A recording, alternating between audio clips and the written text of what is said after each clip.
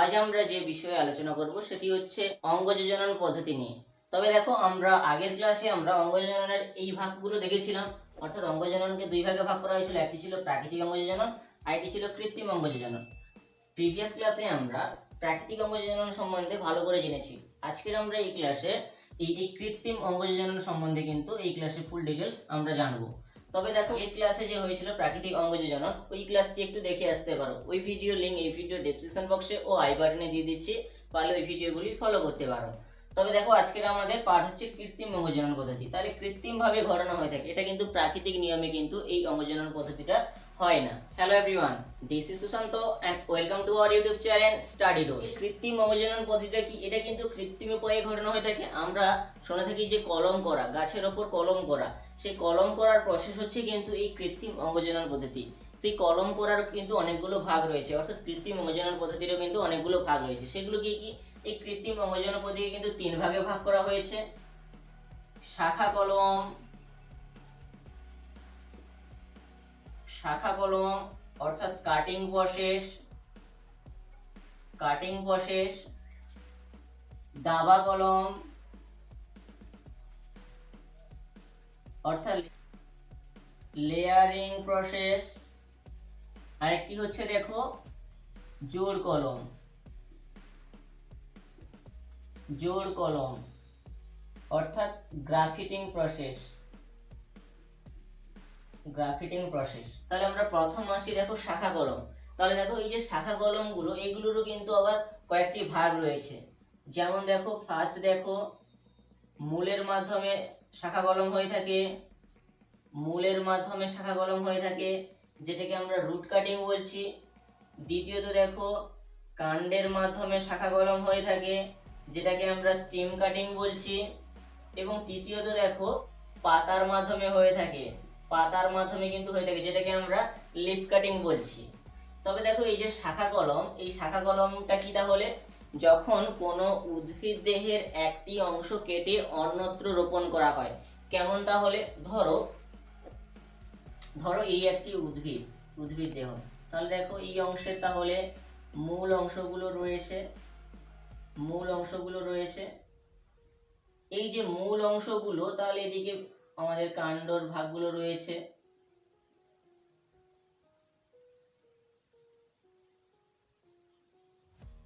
ঠিক আছে, তবে দেখো এই ভাগগুলো রয়েছে।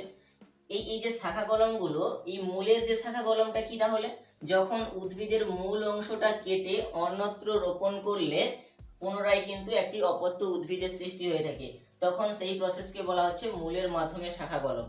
তাহলে কাণ্ডের মাধ্যমে শাখা কলম কি? যখন কোনো উদ্ভিদের কাণ্ড অংশটিকে কেটে অন্যত্র রোপণ করা হয়, তখন সেই প্রসেসকে বলা হবে কাণ্ডের মাধ্যমে শাখা কলম পদ্ধতি। এবং তারপরে কি? পাতাকেও কিন্তু পাতা অংশটিকে কেটে সেগুলোকে আবার অনেকগুলো ভাগে বিভক্ত করে কিন্তু অন্যত্র রোপণ করলে অপত্য উদ্ভিদের সৃষ্টি হয়ে থাকে, তখন সেই প্রসেসকে বলা হচ্ছে লিফ কাটিং, অর্থাৎ পাতার মাধ্যমে শাখা কলম। তাহলে আমরা এই যে প্রত্যেকটি আমরা কয়েকটি উদাহরণ আমরা দেখি। তাহলে দেখো, মূলের মাধ্যমে কয়েকটি উদাহরণ দেখে নাও। আপেল, কমলা লেবু,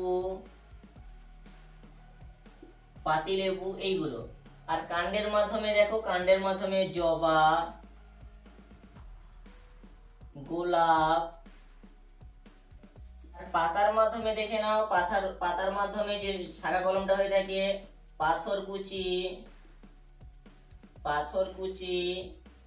বিগোনিয়া, এগুলো কিন্তু আবার এই পাতার যে পাথরকুচি, বিগোনিয়া, এগুলো কিন্তু আবার ফের কি করে থাকে? আমাদের প্রাকৃতিক অঙ্গ যোজনন পদ্ধতিতে কিন্তু এগুলো সাহায্য করে থাকে। এই যে শাখা কলমগুলো, এই যে কলম করার জন্য কিন্তু কৃত্রিম উপায়ে কিন্তু কিছু কৃত্রিম অক্সিন হরমোনের প্রয়োজন হয়। যেমন দেখো, IBA, indole butyric acid, NAA কিন্তু কি করে থাকে? কৃত্রিম এই যে অঙ্গ যোজনন পদ্ধতি করার জন্য এখানে যে কাটা অংশটা দেখলাম, ওই কাটা অংশ তো অন্যত্র রোপণ করলে হয়, এছাড়াও কি করা হয়? ওই যে কাটা অংশটাতে কৃত্রিম উপায়ে যখন এই কৃত্রিম অক্সিন হরমোন প্রয়োগ করলে ওই জায়গায় কিন্তু মূলের সৃষ্টি হয়ে থাকে, তখন কিন্তু ওইগুলোকে অন্যত্র রোপণ করলে ফের অপত্য উদ্ভিদের সৃষ্টি হয়ে থাকে। তারপরে চলে আসি দেখো দাবা কলম। এই দাবা কলমকে কিন্তু তিন ভাগে ভাগ করা হয়েছে। প্রথম দেখো, Mount Mount layering, Mount layering. দ্বিতীয়ত জানবো আমরা এয়ার লেয়ারিং, এয়ার লেয়ারিং যেটাকে আমরা গুটি কলম বলছি। এবং অবশেষে জানবো টিপ লেয়ারিং, টিপ লেয়ারিং। তাহলে দেখো দাবা কলমটা কি, তাহলে দেখো শাখা কলমে তো দেখলাম কাটিং, একটি উদ্ভিদের একটি অংশকে কেটে অন্যত্র লাগানো হয়ে থাকে। আর দাবা কলমটা কি, যখন একটি উদ্ভিদের, ধরো এই একটি উদ্ভিদ, এই একটি উদ্ভিদের অগ্রভাগ আছে, এই যে উদ্ভিদের এই ভাগটা কি হয়ে থাকে, যখন এই ভাগটাকে বাঁকিয়ে এই ভাগটিকে বাঁকানোর মধ্য দিয়ে মাটিতে প্রবেশ করানো হয়, এবং এই যে মাটিতে প্রবেশ করে থাকে এর উপর কি করা থাকে, মাটির আবরণ দিয়ে দেওয়া হয়। তাহলে দেখো এই যে মাটির আবরণটা এই জায়গায় দেওয়া হলো, তারপর ওই জায়গায় কিছুদিন জল প্রয়োগ করলে, কৃত্রিম উপায়ে ওই জায়গায় জল দেওয়ার পর ওই অংশতে কি হয়, আমাদের ওই অংশতে কিন্তু মূলের, অস্থানিক মূলের সৃষ্টি হয়। তারপর ওই অংশটিকে কেটে অন্যত্র রোপণ করলে একটি অপত্য উদ্ভিদের সৃষ্টি হয়ে থাকে। তাহলে দেখো এটাই হচ্ছে দাবা কলম। তাহলে দেখো কি দেখতে পেলাম, একটি উদ্ভিদের কোনো অংশকে বাঁকিয়ে মাটির মাধ্যমে সংযোগ করা হবে, এবং ওই মাটির মাধ্যমে সংযোগ করার পর ওই অংশতে যে জায়গায় মাটির মধ্যে সংযোগ হয়েছে ওইখানে কিন্তু কিছু মাটি দেওয়া হবে। তারপর প্রতিনিয়ত জল প্রয়োগ করলে ওই জায়গায় অস্থানিক একটি মূলের সৃষ্টি হয়ে যায়। তারপর ওই অংশটিকে কেটে অন্যত্র রোপণ করলে ফের আবার কিন্তু আমাদের অপত্য উদ্ভিদের সৃষ্টি হয়ে থাকে। তাহলে এই যে মাউন্ট লেয়ারিং করাটা, এটি কোন উদ্ভিদে তাহলে করলে এগুলো হয়ে থাকে? মাউন্ট লেয়ারিং এই প্রসেসটা কোন কোন উদ্ভিদে হয়ে থাকে? চন্দ্রমল্লিকা, চন্দ্রমল্লিকা, পুদিনা, এই সমস্ত উদ্ভিদে কিন্তু এই দাবা কলমের মধ্যে যে মাউন্ট লেয়ারিংটা সেটা কিন্তু হয়ে থাকে। তারপরে আসি দেখো এয়ার লেয়ারিং। এয়ার লেয়ারিং বলতে আমরা কি বুঝি? তাহলে দেখো এটাকে আমরা গুটি কলম নামে চিনে থাকি, গুটি কলম। ঠিক আছে, গুটি কলমটা কি, যখন কিছু উদ্ভিদ আছে যাদেরকে কিন্তু বাঁকিয়ে মাটির সংস্পর্শে আনা যায় না, তাহলে তাদের ক্ষেত্রে কি দাবা কলম প্রসেসটা হওয়া সম্ভব নয়? সেক্ষেত্রেও সম্ভব। তাহলে কিভাবে করা হয়, যখন কোনো উদ্ভিদের একটি অংশ, এই অংশতে তাহলে ওপরে বাকল রয়েছে, ওপরের অংশতে বাকলগুলো রয়েছে, এই যে উদ্ভিদের যে বাকল অংশটা, ওই বাকল অংশটা অর্থাৎ গাছের যে ছাল অংশটা, ওই ছাল অংশটা কেটে নেওয়া হয়, ছাল অংশটা কিন্তু তুলে দেওয়া হয়। ওই ছাল অংশটা তুলে দেওয়ার পর ওই জায়গায় কৃত্রিম অক্সিন হরমোন প্রয়োগ করা হয়, এবং ওই জায়গায় কি করা হয়ে থাকে, কৃত্রিম অক্সিন হরমোন প্রয়োগ করার পর ওই জায়গায় সার, মাটি, গোবর এইগুলো দিয়ে কি করা হয়, ফের একটি আস্তরণ দিয়ে এটাকে বেঁধে দেওয়া হয়। ওই আস্তরণটা বেঁধে দেওয়ার পর প্রতিনিয়ত যখন ওর মধ্যে জল দেওয়া হয় কন্টিনিউ, তারপর কিছুদিনের মধ্যেই কিন্তু এখানে অস্থানিক একটি মূলের সৃষ্টি হয়ে যায়। এই অস্থানিক মূল সৃষ্টি হয়ে যাওয়ার পর উদ্ভিদের এই অংশ থেকে কেটে অন্যত্র রোপণ করলে একটি অপত্য উদ্ভিদের সৃষ্টি হয়ে থাকে। এই প্রসেসকে বলা হচ্ছে কিন্তু এয়ার লেয়ারিং বা গুটি কলম প্রসেস। তাহলে এই গুটি কলমগুলো কোন কোন উদ্ভিদে তাহলে হয়ে থাকে? আম, জাম, কাঁঠাল প্রভৃতি উদ্ভিদে কিন্তু এই এয়ার লেয়ারিং প্রসেসটা হয়ে থাকে। তারপরে আসি দেখো টিপ লেয়ার। এখানে দেখো যখন একটি অপরিবর্তিত বিটবকে বা কাণ্ডকে যখন কিছুদিন ধরে বাঁকিয়ে মাটির মধ্যে রাখা হয়, তখন কি হয়, এখান থেকে কিন্তু কতগুলি অস্থানিক বিটবের সৃষ্টি হয়ে থাকে, এবং এইগুলোকে কিন্তু অন্যত্র রোপণ করলে ফের আবার অপত্য উদ্ভিদের সৃষ্টি হয়ে থাকে। তখন সেই প্রসেসকে বলা হচ্ছে টিপ লেয়ার। এই টিপ লেয়ারিং কোন কোন উদ্ভিদের হয়ে থাকে তাহলে? ব্ল্যাকবেরি, ব্ল্যাকবেরি, ডিউবেরি, ডিউবেরি, এই সমস্ত উদ্ভিদের কিন্তু টিপ লেয়ারিং প্রসেসের সাহায্যে কিন্তু দাবা কলম অর্থাৎ লেয়ারিং প্রসেসের সাহায্যে কৃত্রিম অঙ্গজননকে কাজে লাগিয়ে অসংখ্য অপত্য উদ্ভিদ সৃষ্টি করা যায়। তারপরে আসে দেখো জোড় কলম। জোড় কলম নাম দেখেই বোঝা যাচ্ছে কি জোড়া লাগানো হবে। তাহলে কিভাবে কি জোড়া লাগানো হয়? এই জোড়া লাগানো কিন্তু দুই ভাগে ভাগ করা হয়েছে জোড় কলমকে। একটি হচ্ছে দেখো সিয়ন গ্রাফিটিং, সিয়ন গ্রাফিটিং, আরেকটি হচ্ছে দেখো বার্ড গ্রাফিটিং। তাহলে দেখো জোড় কলমটা কি, আমরা এই অংশটা একটু মুছে নিচ্ছি জোড় কলমটা দেখানোর জন্য।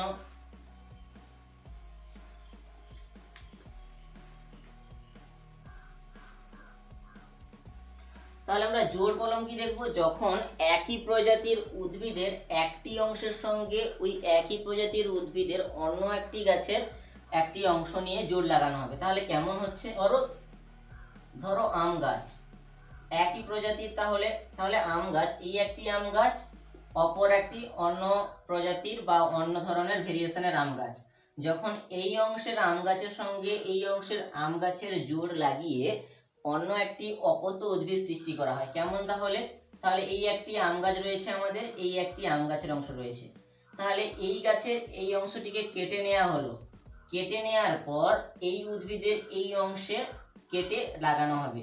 তাহলে কি হবে সেটা, ধরো একটি তাহলে মূল উদ্ভিদ থাকবে, একই ধরো আম গাছ, একই প্রজাতির এখানে আম গাছ আছে, অন্য একটি ভেরিয়েশনের আম গাছ নিয়ে একটি নতুন আম গাছ সৃষ্টি করা হবে। তখন কি হচ্ছে, এই উদ্ভিদের এই অংশটা কেটে নেওয়া হলো, আবার এই উদ্ভিদের এই অংশটা কেটে এই উদ্ভিদে লাগানো হয়।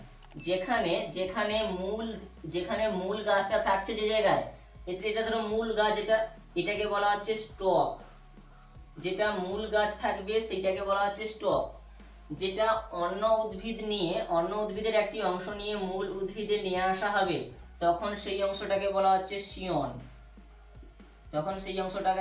শিয়ন, তাহলে দেখো এখানে যে জোড়া লাগানো হবে, এর যে জোড়া লাগানোর পদ্ধতি কিছু রয়েছে, যেমন দেখো আই পদ্ধতি, টি পদ্ধতি, ভি পদ্ধতি, বিভিন্নভাবে জোড়া লাগানো হয়ে থাকে।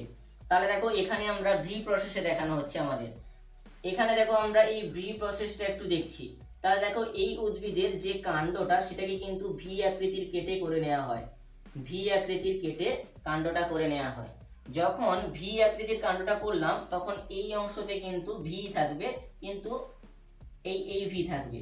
তাহলে এই ভি অংশটা করে নেওয়ার পর এই অংশটা কি করবে, এইখানে এসে রোপণ করা হবে এই ভি অংশটা। তাহলে দেখো এই যে ভি অংশটা জোড় লাগানো হলো, এই জোড় লাগানোর পর এখানে একটি আস্তরণ বা আবরণ দিয়ে এই অংশটিকে বেঁধে দিয়ে কোনো কৃত্রিম অক্সিন হরমোন এই জায়গায় দিয়ে দিলে কি হয়, জোড় লেগে যায় উদ্ভিদটা। জোড় লাগানোর পর অন্যত্র রোপণ করলে একটি অপত্য উদ্ভিদের একটি নতুন চারা গাছের সৃষ্টি হয়ে থাকে। এই প্রসেসকে বলা হচ্ছে জোড় কলম। ঠিক আছে, এখানে যে দেখলাম এই প্রসেসটা হচ্ছে সিয়ন গ্রাফটিং। তবে কিছু কিছু উদ্ভিদের এই পুরো অংশটা না কেটে যখন একটি উদ্ভিদের বাকল অংশটা তুলে নিয়ে একটি টি ফরম্যাটে এই বাকল অংশটিকে তুলে নিয়ে, এখানে দেখো বাকল অংশটিকে তুলে দেওয়া হলো এবং টি ফরম্যাটে কি করা হবে, একটি গ্যাপ সৃষ্টি করা হবে। ওই গ্যাপের মধ্যে নতুন একটা অপত্য উদ্ভিদের অংশ দিয়ে দেওয়া হবে, তারপর এখান থেকে দেখো একটি অপত্য উদ্ভিদের সৃষ্টি হয়ে যাবে। তখন সেই প্রসেসকে বলা হচ্ছে কিন্তু বাড গ্রাফটিং। তাহলে এই সমস্ত উদ্ভিদের এই যে জোড় কলমের উদাহরণগুলো কোন কোন উদ্ভিদে তাহলে জোড় কলম প্রসেসটা হয়ে থাকে, আম, লেবু, আপেল, এই সমস্ত উদ্ভিদের কিন্তু জোড় কলম প্রসেসটা হয়ে থাকে। তাহলে দেখো একটি উদ্ভিদের যে কেবল একটি কলম হয়ে থাকে তা নয়, একটি উদ্ভিদের কিন্তু অনেকগুলো কলম করেই কিন্তু অপত্য উদ্ভিদ সৃষ্টি করা যেতে পারে। যেমন দেখো আমরা আপেল মূলের মাধ্যমে হয়ে থাকে, আবার দেখো আপেলে দাবা কলমও করা যেতে পারে, আবার দেখো আপেলে জোড় কলমও করা যেতে পারে। তাহলে দেখো একটি উদ্ভিদের কিন্তু অনেকভাবে কিন্তু কৃত্রিম পদ্ধতি হয়ে থাকে। এই সমস্ত যে উদ্ভিদগুলো দেখলাম এর মধ্যে আবার কিছু কিছু উদ্ভিদ আছে যারা কি করে থাকে, প্রাকৃতিক অঙ্গজনন পদ্ধতিতে কিন্তু নতুন অপত্য উদ্ভিদ সৃষ্টি হয়ে থাকে। তবে ওগুলো প্রাকৃতিক উপায়ে হয়ে থাকে, এগুলো কিন্তু কৃত্রিম উপায়ে ঘটানো হয়। এই ছিল আমাদের মূল পাঠ্যের বিষয়। ভিডিওটিতে যদি কোথাও বোঝার ক্ষেত্রে অসুবিধা হয়ে থাকে তাহলে প্লিজ কমেন্ট করে যাও। যদি ভালো লেগে থাকে তাহলে প্লিজ লাইক শেয়ার কমেন্ট করে পাশে থাকো, এবং চ্যানেলে যদি নতুন হয়ে থাকো তাহলে চ্যানেলের সাবস্ক্রাইব বাটনটি অন করে পাশে থাকা নোটিফিকেশন বেল আইকনটিও অন করে দাও, যাতে পরবর্তী ভিডিওর কোনো নোটিফিকেশন সবার আগে চলে যায়। Thanks for watching.